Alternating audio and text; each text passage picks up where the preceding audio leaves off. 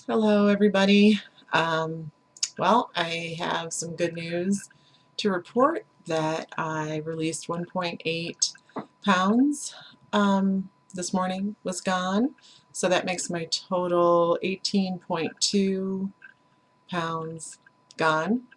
I'm not sure if it matters what I do because I'm doing everything, the same every day, but just in case something mattered and something that I did was holding me off, because mostly I just think, you can't just keep losing a pound a day and then have it happen for the whole time. I totally didn't expect that. So I was very ready for it stopping for a little bit so that I could, process. Anyway, but here are a few things that I did do or have been doing lately that may be affected. I don't know. So I'm just going to mention it in case some of it's the same issues anybody else might have or wonder about. Um, One is that yesterday, actually, I think was the first day that I probably really anally retentively ate the whole protein. So I made sure it was almost exactly 100 grams. It was either 99 or 100 of my protein. So I did that. And then, of course, we went out, and so I'm sure I ate my protein there because it's an 8-ounce fillet, and I cut it less than half, and I'm pretty sure I got the whole thing there. I also had more tea and coffee than usual, and that happened the last time I went out to Papado too. I drank a lot of coffee and had iced tea with my meal, even though I had a couple glasses, full glasses of water as well. It's getting easier for me to drink water and tea and coffee, whereas for a while there, I couldn't get all my water in if I had tea or coffee. So now it seems okay that I can do both. A big thing that I think really might have made a difference is that I slept a full 8 hours last night. So I didn't wake up till 9 o'clock. And yeah, good for me. So, oh, and one other thing I did, and I didn't mention it, and it's only because I've been making these little short videos and just kept forgetting. But about 2 days ago, I upped my dose. And the reason I did that is because I realized I'm going to have to make some, mix up some HCG formula and only use it for 2 days at the end because I made it so it would last 20 days. And anyway, I realized it wasn't going to work, and so I thought maybe I'd even feel better if I was doing the same dosage that Shipra or Shalom did and Mama Clock did. So I did it that way when I remixed my formula. So I take, I think it's 166 I use per dose or 332 per day. So I mixed it with 15 parts instead of 20. Because before I was doing 125, which is half of what Dr. Simeons does. So I'm not going to answer the phone. Let's see if I can turn that down. I don't think the ringer turns down. Hanging it up works too. Anyway, because that was nobody. So anyway, that's what I did, and I do think that that dose works better for me.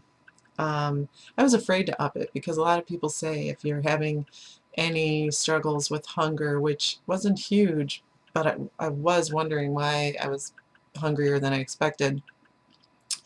They tell you to lower your dose, but I don't know. I just upped it, and I do feel a lot better. The hunger that I was having that was frustrating to me is that when I hadn't eaten, I was actually famished before I ate. So instead of just hungry, the past couple days I've just been hungry right before I eat. So it's a little bit different. It's not like I don't know how to explain it. It's just, it wasn't throughout the whole day. I was dealing fine with that and surprised at how little hungry I was. But if I went for too long, I would just be like, just weak and really crabby. So, anyway, I found a way that I like chicken, and it's been working really well for me. I'm, yeah, having fun having it, and I could probably have it every day, which is good because for some reason I just bought a bunch of it. But anyway, even before I found this, it occurred to me after reading something somebody wrote that I have a George Foreman grill. And I have been basically, quote unquote, frying my chicken in water in a pan. Ruining my pan, by the way. And I remembered I have this grill and we're allowed to eat it grilled, and the George Foreman grill I know is good because all the fat drips off of it, which, by the way, not even a drop of fat comes out of that chicken. But I have been sprinkling this. This is herbs de Provence, or herbs de Provence, I don't know, however you want to say it in English or French. And it was something that somebody gave me. It has thyme, fennel, basil, savory, and lavender in it. And honestly, the only thing I don't like is fennel because I don't like licorice. But I think the other seasonings kind of overpower the fennel. It's not too strong. And then I sprinkle my ancient sea salt, ancient kosher sea salt on it, which is such a pretty pink. I sprinkle that on it too. And I just love it. I sprinkle that on it, put it on the George Foreman grill, close it, walk away, come back a couple minutes later, and the chicken's perfect. And yeah, I love it that way. So I could eat it by itself. I can put it on salad. I don't know. Just think I'm so excited I found out it was cabbage I wasn't dealing with. So that's really good. I don't have this big a problem not eating cabbage as I do, you know, chicken and fish. So, and I haven't tried it yet on the fish, but I intend to try the herbs on the fish because it's just, I don't know, it's really nice. Really nice scent and really nice flavor. So, well, it was an exciting day today because my daughters, who came in from out of town for a couple days, left today, and as they were leaving, one of our cats got out. And this cat is so fun when he gets out because he's Dr. Jekyll, Mr. Hyde. And so when he's inside, he's like Hobbes, you know, on Calvin and Hobbes. He's like a big stuffed animal, but he's like Hobbes too, that like all of a sudden he's outside and he thinks he's in the jungle and he's like fierce and he's I'm some threat to him, whereas usually, you know, he's can't wait to kiss me all over. So I went outside to grab him, and he scratched me on the back of my hand, which caused a big hematoma, as they told me at the urgent care, or actually we went to emergency. And they told me there that actually it's very dangerous to get scratched by a cat, which I didn't know. I was just going because of the big lump, which they said wasn't the big part of it. The big part was that I got scratched. So I hope this isn't going to mess me up because, you know, I just lost 1.8 pounds last night. So hoping that a tetanus shot, which I needed, and the antibiotics I need to take are not going to mess me up. I'm really hoping.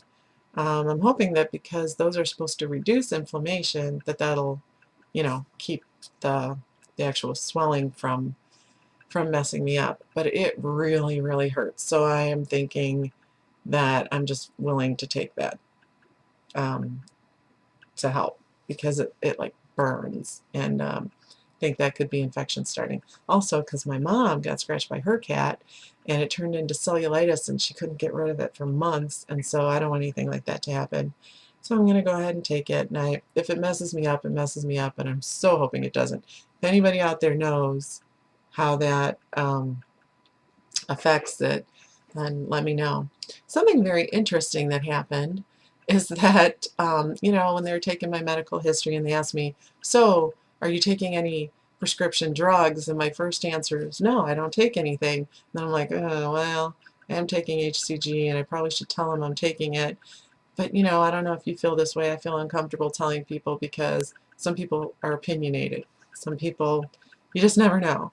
So some people are interested, and I'm like, well, that's cool. If you're interested, I'll tell you about it.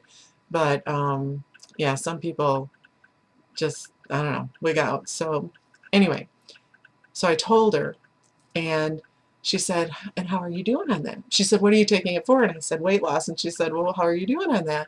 And I said, well, pretty good. And I was afraid to tell her that I lost 18 pounds in 20 days because, you know, that she could freak out about that. She's a medical professional.